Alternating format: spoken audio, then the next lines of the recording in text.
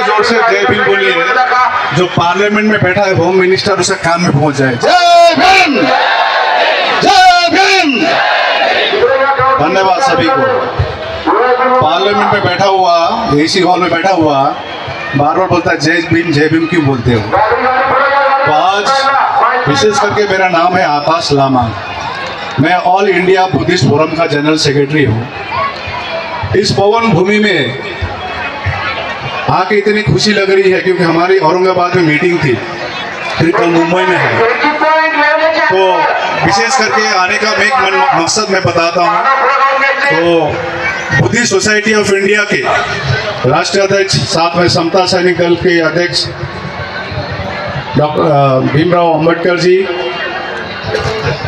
आपसे मेरा फोन में खाली वार्तालाप होती थी, लेकिन आपके जो कार्यकर्ता है कैप्टन निखाड़े जी, इस प्रकार से डॉक्टर हरीश जी, अभी 17 सितंबर में बड़ा रैली हुआ था पटना में, मैं संक्षिप्त में थोड़ा बात रखना चाहता हूं। तो मेरे को इतनी खुशी लग रही है, आज शौर्य दिन के दिन, शौर्य जगह में भीमा कोरेगांव में, और शौर्य हमारे मित्र भीमराव अंबेडकर से मुलाकात हो, इतनी खुशी लग रही है। आज यह है, यहाँ पर आने का मेन मकसद भी उनसे मैं बात किया। देखिए,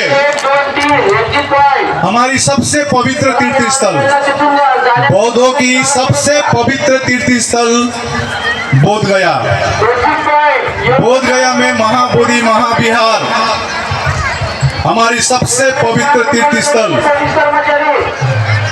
उसमें जो कमेटी है, इस कमेटी में हम लोग नहीं है। मैं आपको बता दूं, ये लड़ाई काफी दिनों से चल रही है। बोध गया जो सबसे पवित्र तीर्थ स्थल है, हम कामना करते हैं कि बोध गया जाके अपना मृत्यु हो, हम अपना पैर बोध गया की तरफ करके भी नहीं सोते हैं। मैं पश्चिम बंगाल से आता हूँ, दार्जिलिंग से, लेकिन बोध गया में जो कमेटी है BTMC, बोध गया टेम्पल मैनेजमेंट कमेटी, इसमें एक कानून लगा हुआ है। वो कानून है बोध गया टेम्पल एक्ट 1949 की बोध गया अधिनियम। उस एक्ट के आधार पर टोटल रहेगी 9 मेंबर कमेटी में, BTMC में 9 में 4 रहेंगे हिंदू लिखा हुआ है, 4 बौद्ध, और एक जो चेयरमैन रहेगी डिस्ट्रिक्ट मजिस्ट्रेट, जो गया के डिस्ट्रिक्ट मजिस्ट्रेट है, वो रहेंगे चेयरमैन, एंड ही और शी शुड बी हिंदू। अब हम एक प्रश्न है, हमारी बौद्ध सबसे संसार को मालूम है, भगवान बुद्ध ने अपना ज्ञान प्राप्त किया बोध गया में। सम्राट अशोक ने 3rd BC में महाबोधि महाविहार बनाए। ह्यूनसांग जो चाइनीज ट्रैवलर थे, उन्होंने अपना किताब में लिखा है पूरा विवरण, लेकिन वहां पर हिंदू क्यों? और वो जो कानून है 1949, हमारे बाप ने, हमारे भगवान ने, डॉक्टर भीमराव अंबेडकर ने भारत संविधान को 26 नवंबर 1950 में संविधान दिया। उस संविधान में क्लियरली लिखा है, आर्टिकल 13 में लिखा है, कोई भी कानून 1950 के पहले कानून नल एंड वॉइड होती है, शून्य होती है। तो ये कानून क्यों अभी तक चली आ रही है? आर्टिकल 13 में क्लियरली लिखा है। और बौद्धों की तीर्थ स्थल में बौद्ध क्यों पूरी कमेटी में नहीं है? तो हमारी ये जो लड़ाई है, हम लोग चल रहे हैं, दो बड़े बड़े रैली हो चुकी है, 26 नवंबर में पिछले साल, अभी 17 सितंबर में हम लोग डिमांड कर रहे हैं। सरकार को काफी ज्ञापन दी गई है, और मेरे को खुशी लग रही है आज के प्लेटफॉर्म में आकर। हमारे बुद्धि सोसाइटी ऑफ इंडिया के प्रतिनिधि आए थे, डॉक्टर प्रवीण निखाड़े जी, डॉक्टर हरीश जी वहाँ पर गाना भी गाए थे। और मेरा खुद कहना ये अपना अंदर आत्मा से कहता थे, डॉक्टर भीमराव अंबेडकर जी से एक बार मुलाकात करें, उनसे कहे इस मूवमेंट को आप भी सहभागी होकर चलिए, साथ में लड़ेंगे, जरूर जीतेंगे, साथ में लड़ेंगे, जरूर जीतेंगे। क्योंकि ऑल इंडिया बुद्धिस्ट फोरम ने हम लोग बंगाल में बुद्ध पूर्णिमा के दिन छुट्टी नहीं थी, बुद्ध जयंती के दिन छुट्टी नहीं थी। प्रधानमंत्री विदेश जाते हैं और कहते हैं मैं बौद्ध के देश से आया हूं। उत्तर प्रदेश के मुख्यमंत्री जाते हैं बौद्ध से देश से आया हूं, बोलता विदेश में। अंबानी के बीबी जाते हैं, नीता अंबानी कहते मैं वी हैव गिवन बुद्ध, हमने बुद्ध दिया है, युद्ध नहीं।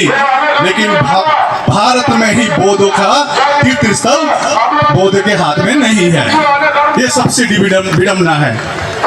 तो हम लोग ने काफी ज्ञापनें दी है। अभी आने वाले 12 फरवरी से अनिश्चितकालीन भूख हड़ताल हम लोग महाबोधि महाविहार के सामने कर रहे हैं। अनिश्चितकालीन, जब तक मुख्यमंत्री नहीं आएंगे तब तक हम लोग भूख हड़ताल नहीं तोड़ेंगे।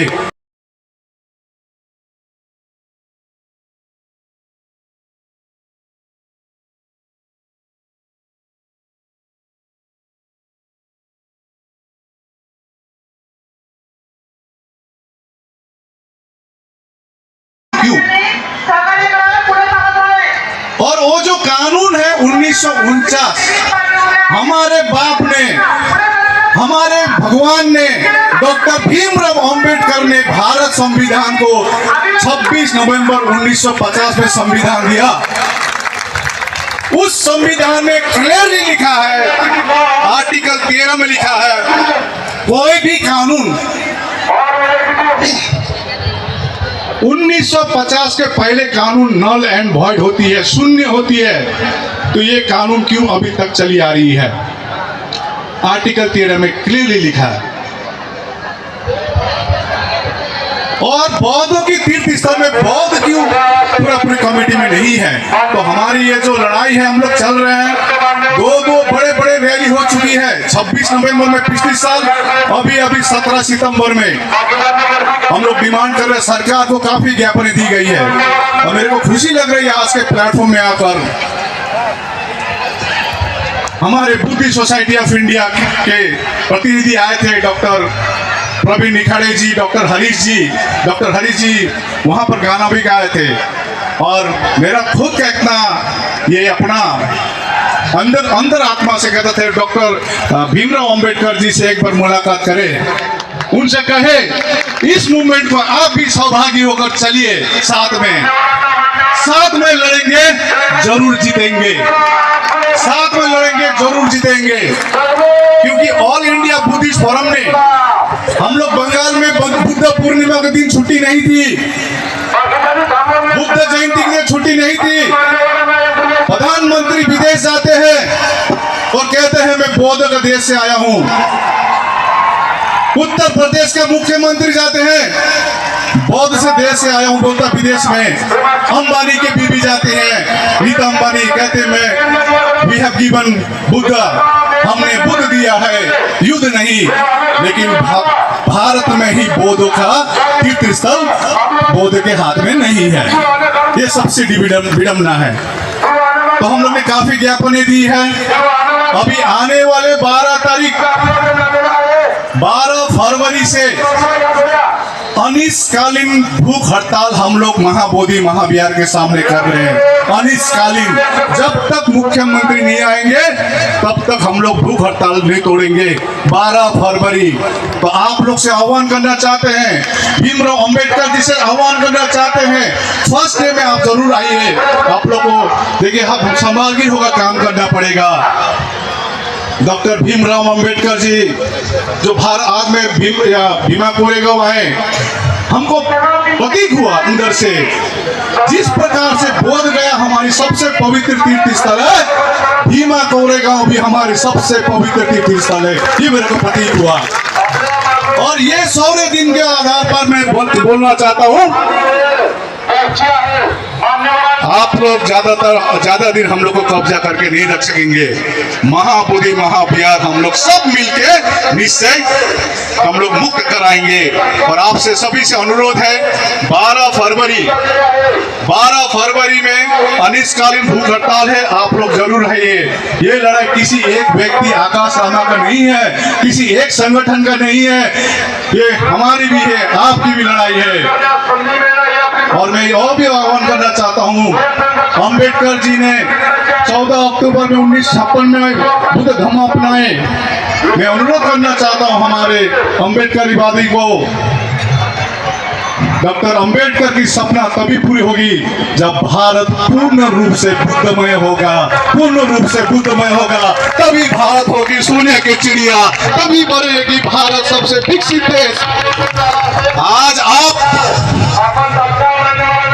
जो बौद्धमय देश था, जो सोने की चिड़िया कही जाती थी सम्राट अशोक के समय में, उसी देश को आपने हमें भिखारी बना के रख दिया है।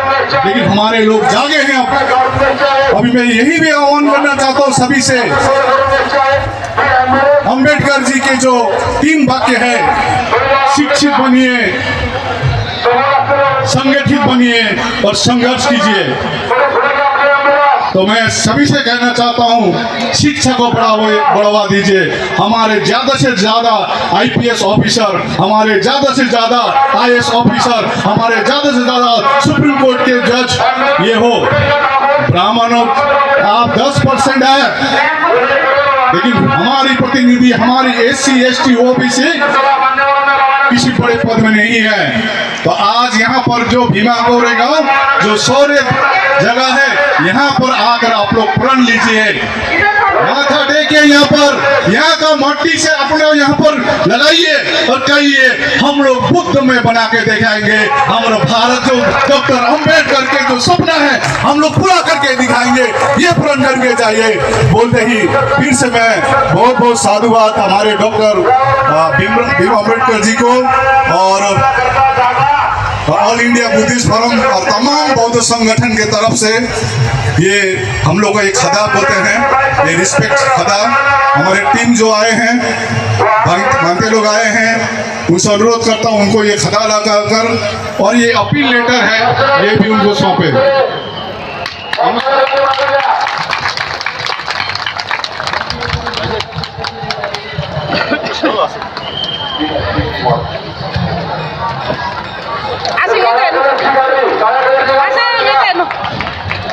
बहुत बहुत साधुवाद भीमराव अंबेडकर जी।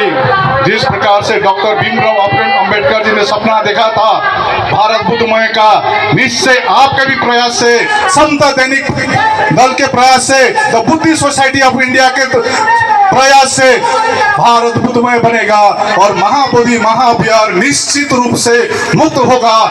12 फरवरी से हम लोग भूख हड़ताल कर रहे हैं। सभी को बहुत बहुत साधुवाद। भवतु शुभम मंगलम। पुणे पूर्वच्या तालुका